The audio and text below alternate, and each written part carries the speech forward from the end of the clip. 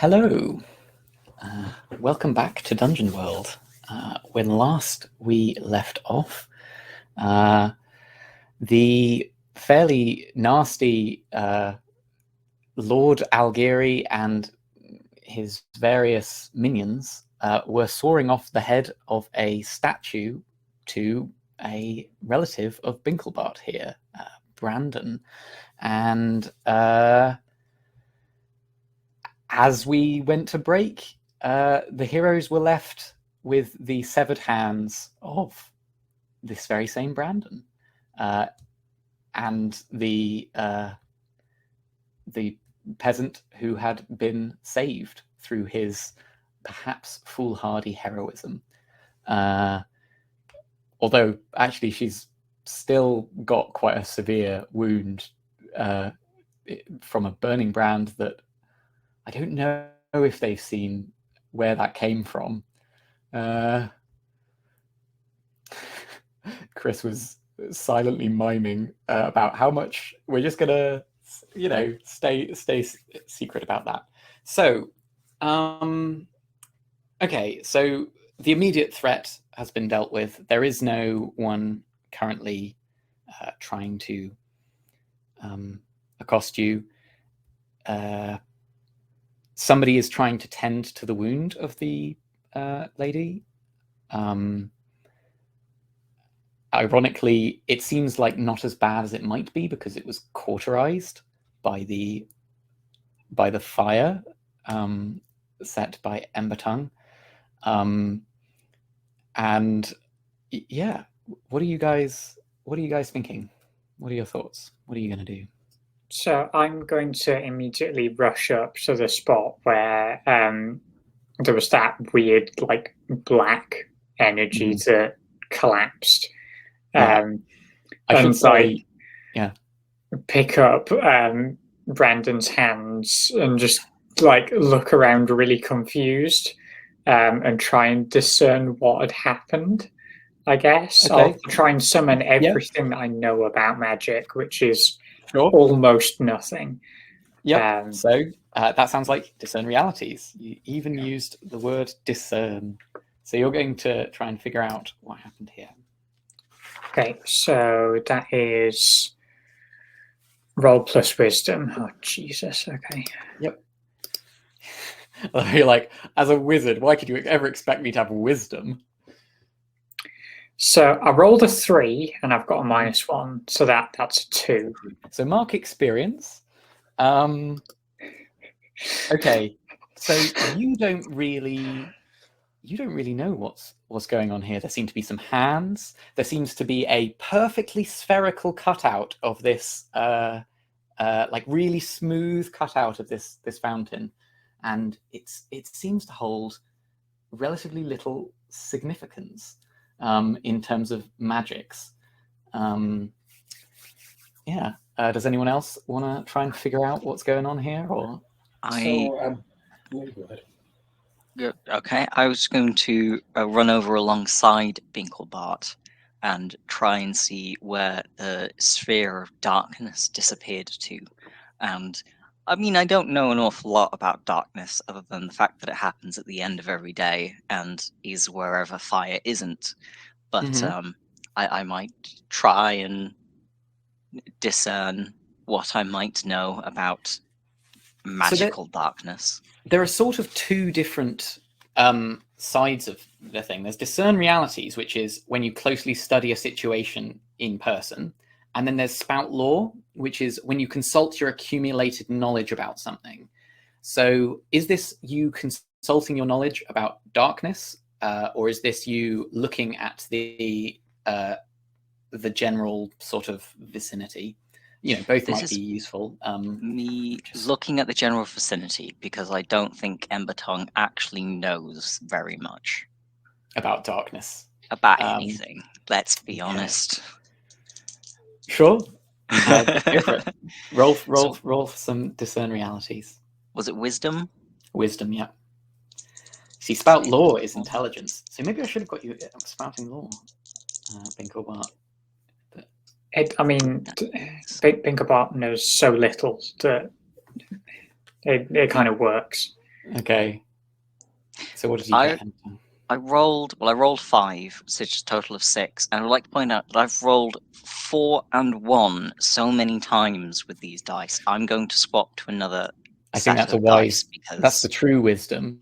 So you come over as well, and you like look at it, and you're like, there was some darkness here, and this seems very like they disappeared. Oh man, that's bad. And then you sort of you see the like there's a villager sort of wincing in pain and over with I assume that the burning brand has stopped at this point. Like, have you deactivated it or is it still burning? do I deactivate it? You can Or does it choose. just stop? You can say whether like you have control of it. Although actually, no, this was a bad roll, but I will say that you can deactivate it if, like, the badness was that you injured a friend rather than a bad. I think maybe as soon as it hit, it maybe Okay, sure. stopped. Yeah. Okay. Actually, maybe that person. Okay, this is kind of nice. They were the person who was wielding a like a frying pan as their weapon, and Oh, no. the ember had gone in and had melded, like had burned its way through the frying pan, and like the frying pan is kind of like stuck to them, and the sort of medical person who's kind of taking care of this person is like, oh, I don't know how to. We need to get rid of this, but I don't know. Is there a sanitary way of doing this? Because they can't bend metal, and yeah, they're not sure of how to extract this. This is the current thing. I think I'll kind of go over and sit on what's left of the fountain and assemble my pipes and play just an air that I'm aware of from these parts for them. I'd like to trigger my arcane art to heal this sucker. Sure. So you weave your performance. So you choose an ally and an effect, and this just happens. Yeah, I'll just give them that 1d8 damage heal, I think. Okay, and who are you healing? Our stricken compatriot on the floor with the okay, who has been wounded. Who has been wounded. I know other people have also been damaged, which is probably more. It's okay. It's perfectly. Everyone else is up and around. Yeah, roll give this guy charisma. Roll my charisma, which is good, +2. Oh, I rolled a 12, 14. Okay, wow. So with that, actually, I will say that I'll say that it was actually exactly what everyone called for, and everyone can receive a D8, and you can choose whether it's either 1d8 3 times or 3d8s, but you'll have to choose before you roll. I think I will pass the pass it around. So how will we work this? Will I just roll 3d8s? And yeah, just roll. So for the person on the floor. Yep. 6. 6. Okay, they like it's kind of painful, but like their wound kind of heals and like pushes out the melted. Yeah, but like they're like, but then they're like, they breathe normally, and they I can't even do that. It's amazing. Yeah, it makes that noise, and that noise is actually like in the same key as the it's really like, and it's like timed well. It's a beautiful moment. Right. As you blow in those pipes. And then I suppose 1 each for Embertongue and Binklebart. Yeah. If you guys want to roll for your own one, or Chris can roll. You can roll your own. I'm not taking responsibility for this. So it's done too much. Is it just 1d8 that we're getting? Yeah. Yeah. And the lady looks up at you and it's like, thank you. Have you ever seen elves do that? I'd like to take this opportunity to let me see. Yeah, I think I'll sprout lore on this to see if there's any stories of the kind of godly dealings that would have kind of had this kind of dark magic nonsense. Yep. So int is flat. That's a 5. So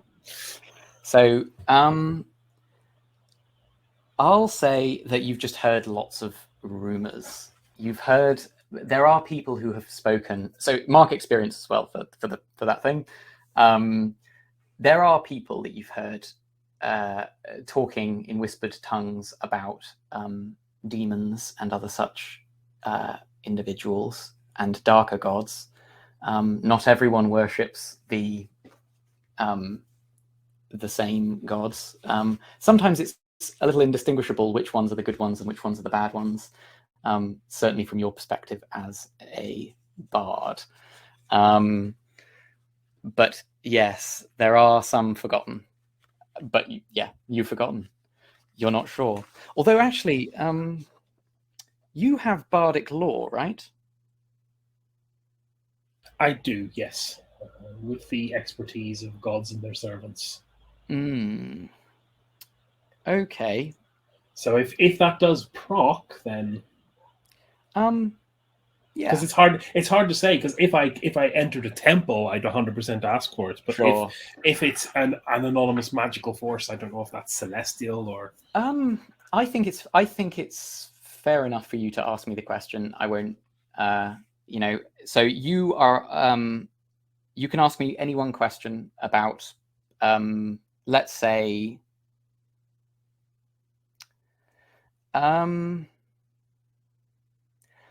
Let's say I don't know if it's I guess it's the creature of.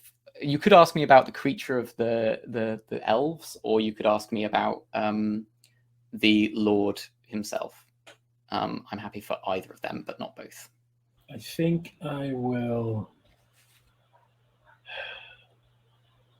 I think I'll ask about the weird elves. They've had a bigger impact on me. Okay. So, sure. like, what's where have creatures like this been seen in recent history?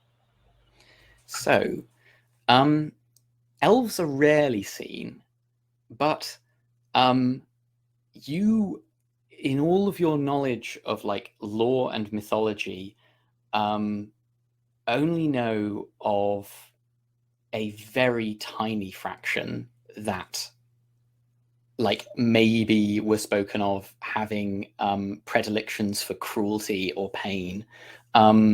Normally elves are very much like aesthetic beauty. It would take a god of considerable power to overcome the elves' natural like resistance, because they draw their power from nature and the natural gods. So you are absolutely sure that the only story that you've ever heard this in is like one in which one of the foundational gods of like chaos and specifically corruption could have ever overcome that thing. Elves really are not like this. This is not what the elves are like. And I guess I can ask you, what tale, song, or legend you heard the information in? What was Let me think. So epic? There's an epic of. Well, don't make me think of a proper noun on the spot. You don't have to think of a proper noun. You can even say like what was happening in it. Yeah, there's an epic of a island of a community of elves who, through some means now long forgotten ended up being twisted by a chaos god and becoming like a scourge on the seas. Okay, And, that's cool.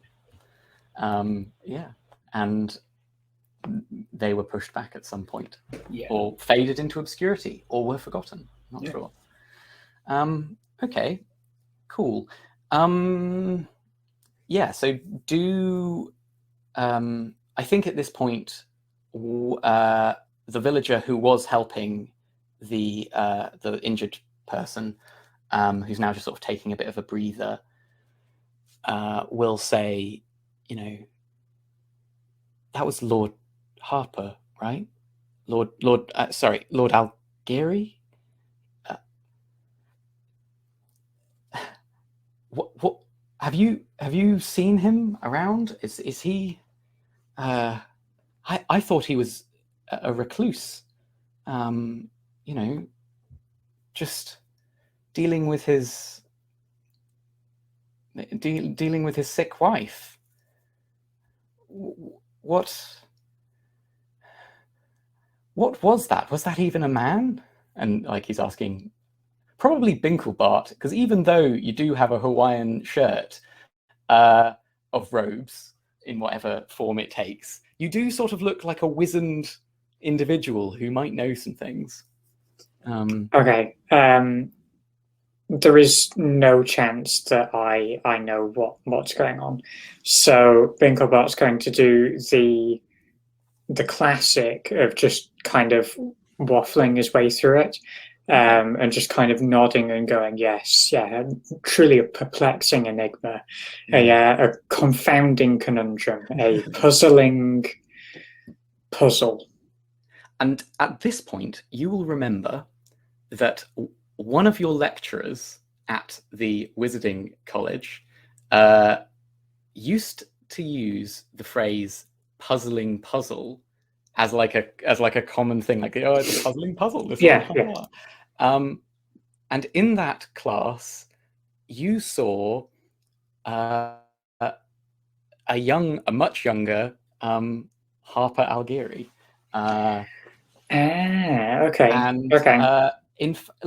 It's weird because you're like bluffing your way through this. You're like, yeah, I don't know it. And then you go, huh. And actually, now that you think about it, you remember some of the rituals that you were involved with. Actually, Harper was maybe not directly involved, but like tangentially involved with. And all of your rituals went wrong. But maybe you're just a talentless hack. I don't know. But that's the thing that you know about Lord Algieri, is that he may not just be a conventional individual. Although perhaps you would have guessed that he's not a conventional individual when he turned invisible and made you sneeze. Yes. Yeah. Okay. I'll keep that quiet for now, though, probably. Sure. But I'll just keep in the back of my mind that he definitely studied magic and was practiced in magic. Yep. Although I don't think Binklebart will have recognised like the weird flesh molding stuff. No, the flesh molding you've never encountered before. It's pretty weird. So, Pierre. Yes. It has been a few years, but Hart was in the settlement about 3 years ago, passing through. Brilliant. Briefly. Can you let me know what's changed about the place since then? What's changed about this settlement that you're passing through? Yes, this larger, not the one that was turned to ash. So it was turned to ash. Yeah. So you tell the GM when you were last here, and I tell you how it's changed since then. So it was 3 years ago, you saying? Yeah. So when you visited 3 years ago, it was slightly less prosperous than it currently is. The house that Embertongue burned down was under construction. It's not burned down, it's just like horribly charred and will take many years to fully recover from that. Technically, this is like a disputed town between the Heffingly people and the Algiris, but it wasn't actually disputed last time. It was like fully under Heffingly dominion because Algiri was nowhere to be seen. He had just started to become like, people had stopped hearing from him regularly, and yeah, he just but yeah, it is technically in between those two areas, and yeah, this I suppose one thing is on the nearby hill, you used to be able to see the lights of the manor lit, but now you no longer see them. In fact, no, like, that place has been kind of like obviously abandoned for some time now, like, and it's showing signs of decay. Although actually, I'm trying to think about this. No,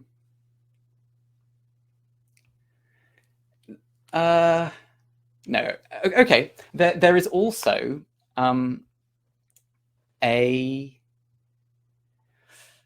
as you were coming into town, you noticed, but you didn't really pay very much mind to this at the time, there was like sounds of activity coming from the direction of the nearby mine. And the last time you came to this town, that mine had been abandoned. So, you know, now you put together a couple of things where you're like, actually it was strange that I heard, you know, maybe the sounds of industry or activity coming from that direction, and maybe a plume of smoke occasionally.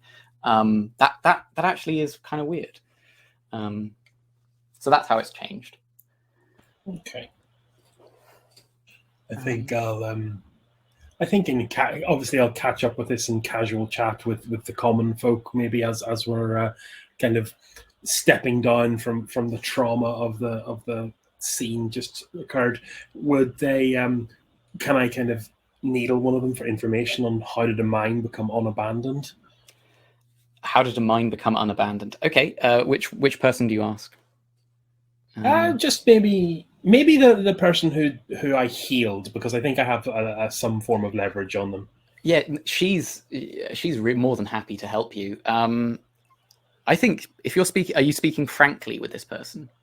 Yeah, I think so.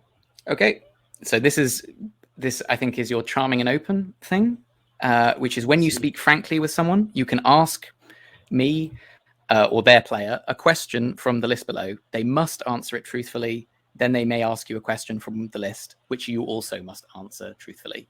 And the questions are: whom do you serve? What do you wish I would do? How can I get you to blank? What are you really feeling right now? And what do you most desire? Or I suppose, are you interested in those questions, or are you more interested in the general stuff? I'm more, because this is just kind of a catch-up conversation with them about the town, but specifically having made this realization that a mine has become unabandoned. What did they do to reinvigorate it? They go, the mine is still abandoned. No one goes to the mine. No one's gone to the mine for years. There were lights and fire there while we were walking in. There weren't the last time I visited. And that was, sorry, I walked past that place. That was 3 days ago or something. It seems unlikely that somebody's started. And surely Brandon would have told us. He would have boasted of his successful reopening of that place. She'll also say, I mean, the reason we never went back there because that mine has been claimed by nature. A powerful spirit occupied that place, and would not tolerate any human intervention. It seems like it would be a very foolish decision to throw good money after bad after it was so reclaimed, after it was so claimed. Interesting. What do you think, my comrades? I think we have a mine that we can ask. Maybe if we can find some way to communicate with the spirit, perhaps they will give us some information. Or I'm interested also, the manor on the hill used to be well lit and filled with life, but is now seems to, if our Lord learned some of his dark arts from there, perhaps there will be clues. What do you guys feel like? Ember Tongue, what's your gut reaction? If darkness has reclaimed the manor, then we should go and cast it out. Because this was darkness that acted here. You saw it.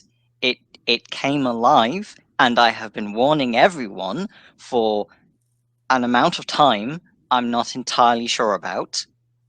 But I told you not exactly this, but this would happen. And now we need to bring light to wherever shadows fall. Okay. And you, Binklebart? I agree with Emberton. I think we should go to the manor. Yeah. Bear in mind, the manor and the mine are fairly close to each other, so going to one doesn't like totally preclude you ever. I think then we will go up to the mine. Embertongue, we must see if there are any clues before we commit it to the light. Okay. Very good. So you make your way to the area where the mine is. There is like an old abandoned building that looks like maybe like the old entrance to the mine. You also sort of, like you're sort of scouting around the area, you're seeing stuff. There also seems to be like a cave, like maybe this mine was dug here because of a cave that used to, and there are entrances to that cave all over the place. And yeah, actually the cave system might even extend as far as the manor. Possibly. Hard to say, but like it's pretty extensive. If you just sort of like look in, it's like, massive and open, and then also just goes really, really deep. So what are you going to do? Passing by the mine, I suppose we can look for signs of recent activity. Maybe do a bit of the old discerning of the realities. Are you going to go for the mine shaft, the man-made area, or the cave? I think the man-made area would be my first call.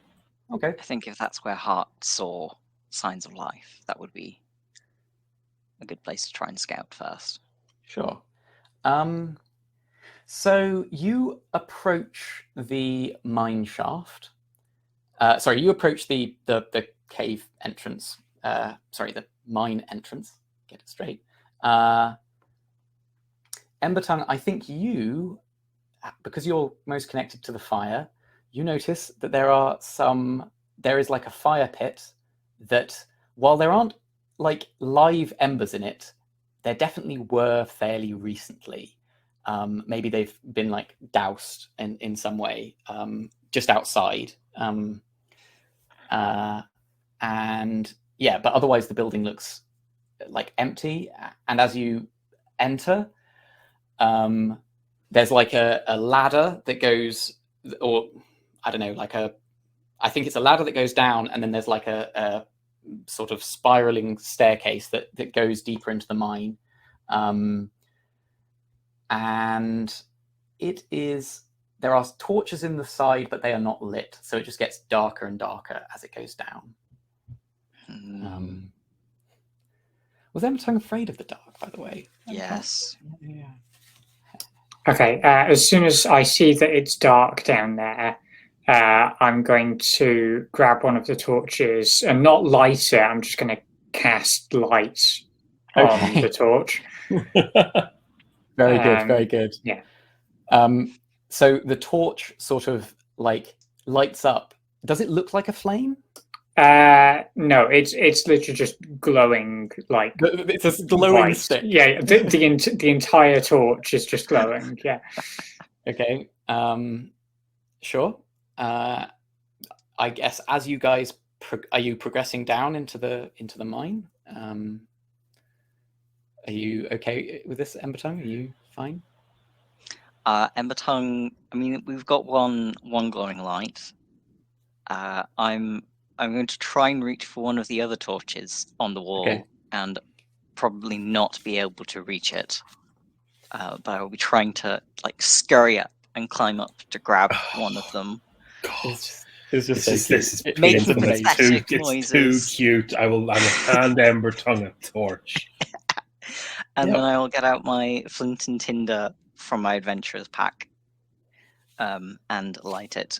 And important to note, I do not reach into my adventurer's pack because there are shadows in my pack. So I do this by emptying out my entire pack, Onto the lit extracting what I ground. want, and then piling everything else back in.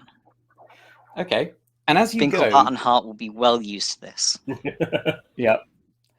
So as you go down, are you trying to light torches on your way, or are you leaving behind you unlit? Because there I are am sort of lighting the torches. fairly regular. Okay, so I'm just imagining like Embertongue, like periodically just flicking their wrist, and a little bit of fire just leaps from their torch into the nearby torch. And this mine is like slowly becoming more and more lit, which is just, just I lovely. see no problems with this. I mean, we had meant to go to the manor house, but in the interest of humoring the tiny, adorable lizard friend, I'm okay. I mean, there's plenty of darkness here to light up. Yeah. We're doing a good job. Yeah. So you descend. There are it's a little bit, as you get to the bottom, it's a little bit maze-like. You kind of progress down various pathways. Some of them are blocked off. Some of them are like, just short, and they go to like abandoned storerooms. And then you, presumably, you retrace your steps, and you find the way. You've come to a crossroads where there are two paths, or two like plausible candidates. One to your left, which goes in the direction of, it like feels like there's a gentle breeze coming from that direction, and another where there's nothing particularly discernible. Like maybe the breeze is just going in that direction. Like, yeah, it's passing through. I think I'll kind of just point towards the breeze and go, the air's fresher that way. Yep. Okay. Yeah, Binklebart doesn't even pause at the junction. He just turns left. Sure. So you guys walk for a while, and the mine slowly seems to like become rougher. Like where before all of the edges were like well carved and neat, and the torches were very regular. Now they are like more sparse, and increasingly so as you progress down this path, and you can feel the wind on your face, and it definitely feels like it smells fresher. And you notice that there are like, at first there are like little patches of like moss or algae, and then like vines of various descriptions, and it gets more and more like lush as you go deeper into this path, and as you progress, you come upon an enormous snail like sitting on a really big leaf, chewing the leaf, and it sort of looks up at you with like doleful and innocent eyes, and it sort of like chews the leaf happily. How big are we talking? I am like, when I say giant snail, I don't mean like giant snail human world. I mean like it is the size of a tiger. It is really big, and the leaf it sits on is enormous. And it is, yeah, it's just chewing. Seems very happy. Is there's space to get around it? You're not going to make us kill the friend. I mean, there's plenty of space. It's unusual, but it seems also docile. It seems to be totally docile. It does have a very big mouth, though. But yeah, it seems very friendly. It like blinks with one eye and then blinks with the other one, and then are you just gonna leave it be?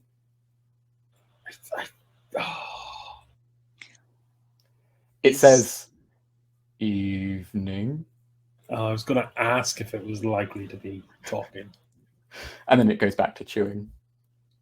Okay, as soon as I realise the snail can speak, think about it. Good evening to you. Can you assist us with directing us through this area? What lies beyond? Down this way? Yes. It thinks for a moment. More of the plants. I should say, one such as yourselves should probably stay away. It's not the most friendly to the quick speakers. I am an absolute sucker for giant, docile, talking friends. What brings you down here?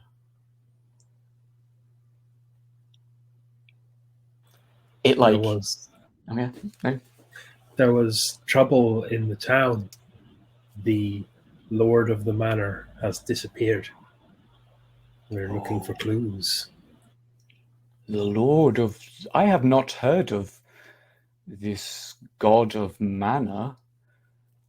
We here serve a different god. Who is lord down here below? That one I cannot speak the tongue of trees. I just call him Lord, or it Lord. It's a bit confusing, but it's wounded at the moment, so it's angry, and I want to stay away from angry lords. I'm quite happy with my leaf. Do you know what fiend has wounded it so? Oh, that was the Dark One. This was a place of great peace and many leaves, but the Dark One came and somehow, well, tricked our Lord of Green. At the mention of the old one, Emberton grips slightly tighter on their torch. The flame, like, involuntarily goes like, and the like giant slug is like, a snail is like, ooh. I think What perhaps lizard. I think perhaps this dark one may have been abroad in the town as well. Do you know where we might find them? Back the way you came. But I wouldn't go there unaided. The quick talkers end so quickly.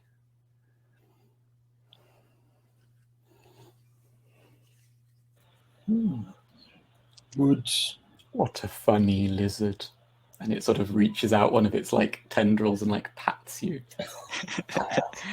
I'll allow it to do this. we got booped? Oh my god! There's quite a bit of like slime, but you know, it's overall a very positive experience. It's fine. And you're.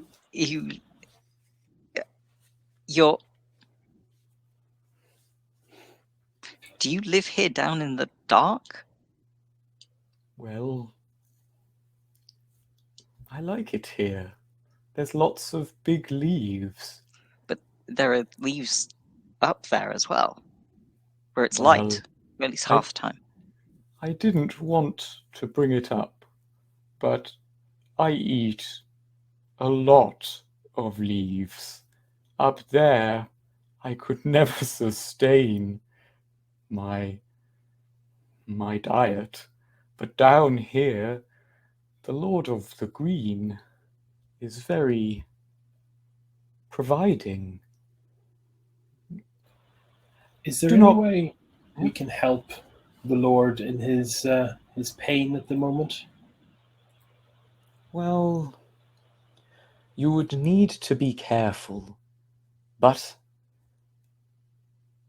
the gods would not normally accept help from mortals, but they would accept help if it was to defeat another god.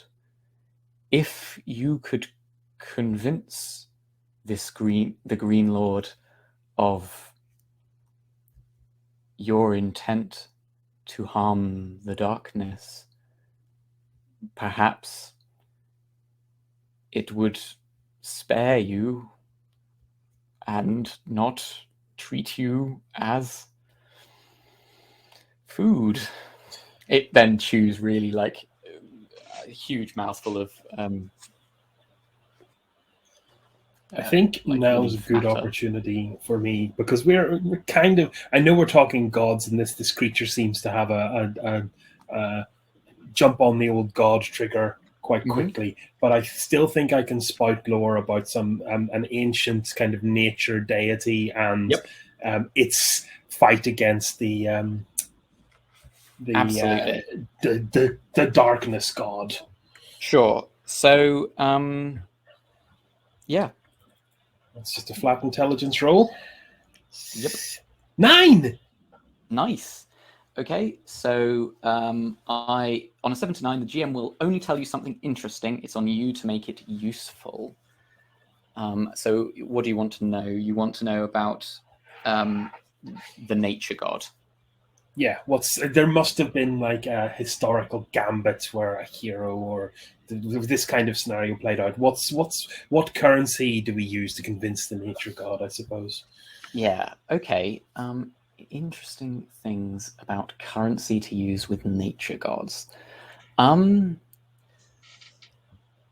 Particularly the nature gods, they have deep connections to the Fae and various other individuals. They would be greatly insulted if you ever offered anything like money or they don't want anything from the mortal realm. However, nature gods in general love favors. They are big on like gifts of service and that sort of thing. So the thing to do, the thing that you know is that they are easily offended if you offer anything that a mortal might consider to be valuable, except for like service. Is the general thing. So yeah, you've got to be really. And then there are stories of like people who've offered them their kingdom and then just been like destroyed because it was just like, you shouldn't have offered me a kingdom. Who cares about kingdoms? So yeah, where do you know this story from? So there's definitely a story of a hero who was embroiled in an enchanted part of a forest controlled by a creature of nature, fighting against a creature of light, and the forest and its reclusiveness versus the light and its openness. And this hero made a deal to get a truce between them. Very good. I think we should perhaps go and parley with this nature god and see if we can raise allies to attack the forces of darkness here, maybe restore balance, and I suspect solve 2 mysteries with one sword stroke. Yes. We bring the nature god to the light and burn the darkness. Lovely. Would you care for a leaf to go? And it offers you like a leaf that is about the size of your head. I will gladly take a leaf. I will also take a leaf. Thank you. I'll be fine. I will tap my little pack of smoking weed that I have with me. Oh, I have got some of that too. And it like, yeah, it offers you like some more of that. Oh, like, cool! Yes, I'll take some mysterious cave weed. That sounds right up my alley. And as go for it. Take the leaf that is offered, I will feed it to the torch, aware that it's probably a fairly wet leaf and will do nothing, but that's not the point. No, you burn it, and like something within you realizes that like a good sacrifice has been made, and you progress down. You can feel the breeze now getting more and more intense, and like if you thought that the leaf that this snail creature was sitting on was big, you see ones that are just like even more enormous, and like impossibly so, like impossibly verdant. You can't really see very much of the original mine, and in fact you suspect you might be in the cave right now. And you come upon an enormous sort of cavern, opened out, and actually for the first time light is entering in, because there is like a hole in the top of the cavern, and light like is beautifully pouring down onto an absolutely enormous tree that like fills the area. And I mean, I say tree, it's got elements of tree and elements of fungus, and like it's very impressive and enormous and growing out, and seems to have like huge number of species of plants growing out of it, and insects and all sorts of living material. And you see the briefest of movements in the canopy. What do you do? I think I run towards the light. Okay, as you run towards the light, the canopy like shifts, and turns out that a large portion of what you took to be canopy was actually like an enormous kind of like plant wolf chimera thing that like jumps down from the tree and lands And yeah, it's just like growing. Like you can't tell if it's plant or animal. And it like lands in front of you, and it says, "You should have brought the Dark One, Red Saps, if you wanted to finish me off." And you notice that it's like one of its paws is like damaged in some way. Did I make it to the light? You made it to the edge of the light. Okay, I'm sort of then nervously dancing, like as close as I can, while being slightly out of range of this plant tiger wolf. I'll step forward and do a diplomacy then and go, Ancient One, we have come to assist you against the darkness, not assist the darkness against you. Okay. So this sounds like a parley. Given that I think you have leverage in that you know the thing that the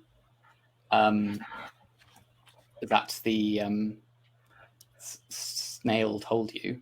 Yeah. And if you like, other people can try and help or hinder you. Which, if you're all trying to convince this god. Yeah, I think I'll definitely want open communications and kind of look to Binklebart just in case some ancient synapses fire and he has some mechanisms of dealing with elder plant gods. I mean, as soon as that wolf like dropped down, Binklebart probably like yelped and then ducked behind you. So as it starts talking, Binklebart will pop his head round and just say, "Yes, we absolutely do not want to fight you or harm you in any way. Please don't hurt us. We are here to burn the darkness."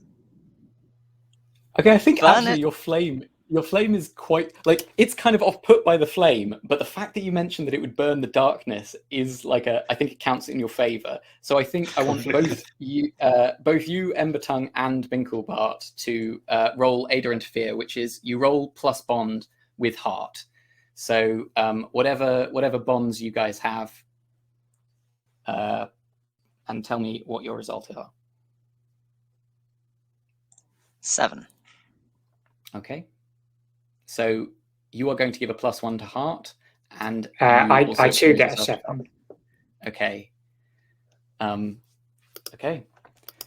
So that's my parlay roll now is charisma. Yep. So you get a +2 on whatever you get. And it being a charisma, I also get +2 as well. So it's this roll +4, +4. which is pretty spicy. Oh, nice 14. Okay. In total. So what do you say to to convince the god? We believe that the god of darkness here has caused trouble in the town of our brethren, and we need to cast them out and rescue their hostages, our hostages from them. We cannot do this alone, and we offer our... I myself will offer a song in your honor, and if you give us what aid you can to defeat this darkness, may we be the force that turns the tide. I see that you speak truly. However, you are a delicious morsel that has wandered into my realm of green sap and rot. Now, I see we have a mutual interest. If I am to offer my assistance, I will ask that if this is not to work, I will devour each and every one of you. And I will take the fire to your belly and burn you from your inside. I like the spirit on this lizard. And it sort of like, it like wraps around you and kind of curls up and like smiles and is like, if it comes to blows, let us see who burns who. And then it unwraps very rapidly and like, you are brave to come to this cave that was mine and will be mine again. But you are right. We have a mutual interest. A deal is done. And as the voice says this, the chimera kind of like splits into many like vines and kind of dissipates. And like you get the impression that that form wasn't like, the essence is like everywhere as opposed to within it. And yeah, you can hear just like the occasional sound of birds chirping and, you know, nothing else. But it seems like you have struck a deal with this god of the green. Do you head back? I think, yeah, now the only option is to track down the dark. Okay. So you head back, you pass the snail, who is slightly shocked to see that like you returned, because that snail has seen a lot of adventurers go down that alley and not return. And I assume you're progressing towards the other path, the one with no breeze and only more darkness. Okay, as you progress down that down that mine shaft, you know, you turn this way and that, you follow the paths, you see which ways are blocked off and which offer promise, and you slowly are building a map of the insides, and you feel like you've explored nearly like the whole of the cave, right? And all of, like, maybe not all of the cave, but all of the human mine shaft. And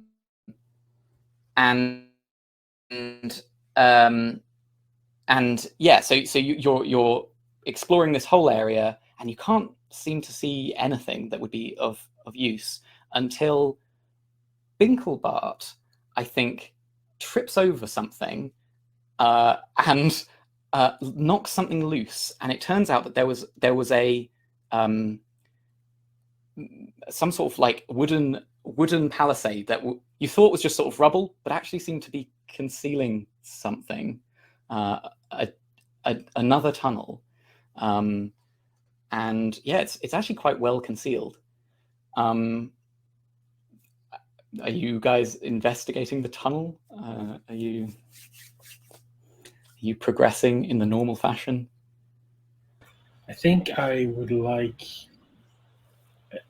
to take a good long look at the mechanism of this concealment, and specifically, I'd like to discern realities on it, because I want to know. I think there's good stuff I could get from asking questions about what this part of the tunnel is for. Sure. I do have another passage in my secret passages. Yep. I rolled an 8. Means I get to ask one question. Okay, what question are you asking me? I think I am most interested in what happened here recently. Okay. What happened here recently is that someone has moved this back into position, but they moved it back into position in a really specific way. Like they didn't just throw it down there, like throw this cover on in any sort of way. They had to like adjust it and then slide it into position. And as you like study this carefully, you notice that someone has laid a tripwire across the gap that sort of like goes across the bottom and then like pings up the side and goes somewhere. That is what you notice. Draw everyone's attention to this and invite them to step carefully over it and not through it. Okay, so you carefully step over this thing. If any of you look, you can see that it was like attached to a bell. Yeah, so you progress down this. Oh yes, John. Before we continue, I'm going to drag the palisade into the middle of the tunnel and set fire to it. You're going to drag the palisade into the middle of the tunnel. Okay. I assume after like securing the bell in some way that it won't be triggered by this. Okay, so you drag the palisade into the middle. You create like a fire, and you can sort of see behind you that there's like now a fire as you progress down, and like the shadows provide you some comfort to knowing that like there's a thing. There's light behind you, even if there isn't light in front of you. And as you progress, you actually hear, like, you're progressing really quietly. You go down like a pathway, and you hear a kind of an echoing voice. Off in the distance. It's some distance away, but the shape of this cave is like carrying sound really, really far, is your impression. And the voice says, "Oh, go on, tell us another one. Tell us another one." And the other voice is like, "Oh, okay, but I'm not sure it's any good. I've been working on this for ages, and I don't know, And it says, "When I was young, I saw a snake, dead with broken teeth. It lay atop its final prey. An ogre lay beneath. What a stupid snake, I thought. It tried to eat the world. And for its foolishness a prize, dead it lay uncurled. But then I fell in love with you. I am at last awoken. You are the world to me, and my teeth are broken." And the other voice says, "Oh, that was very good, very good, very good." You, I assume, continue down this path. Oh, please don't make us have to kill these like adorable guards. So, like, suddenly, one of the voices goes, "Oh God, someone's coming!" And you hear like a voice, like it's saying sort of whispered tones, "Quick, you hide! There's someone coming!" And the other one goes, "I'm not going to leave you here. I'm not going to leave you." The first one, like in a sort of voice that is like maybe it's attempting to sound like a booming voice. Does not sound booming voice. It's kind of going, "There are hundreds of us here. Back, foul creatures, back!" We're still not in view of these yet, are we? No. Hide! Get behind the palisade. I'll hold them off. Whoever you are, there are two of you there, and we're not a threat to you if you're not a threat to us. Also, that was a lovely poem. Well, supposing that there are only two of us, why should we believe you? Are you trying to convince these disembodied voices that you are no threat? I think so. I think. Do I have a thing that works here? Actually, charming and open. Yeah. You can speak frankly to them, or speak frankly, I suppose. Yeah. I suppose that was speaking frankly to them. It kind of was, yeah. You can ask any of those questions then, if you, yeah. And actually, is it just no? Because that's not really. Because I just wanted to kind of convince them. No, I do, because I'm kind of like, okay, because I am interested in who they serve. Yeah. But I suppose let's pack it out a bit so I make it more human and more goblin-esque. We are. Okay. We're not here to hurt anyone in this cave. We're here to see about restoring some balance between the nature creatures and the creatures of darkness who have lately come to inhabit the place. That's what our previous master said. So you're asking, who do you serve? Is that Yeah, the question? basically, yeah. And then the other one goes sort of like, we should tell him, Glug. We should tell him. And Glug goes, we do serve the elves, but they are cruel. They do not treat us with respect. And then he like stifles a sob and is like, they roasted Ben on a spit. Are you here to do them harm?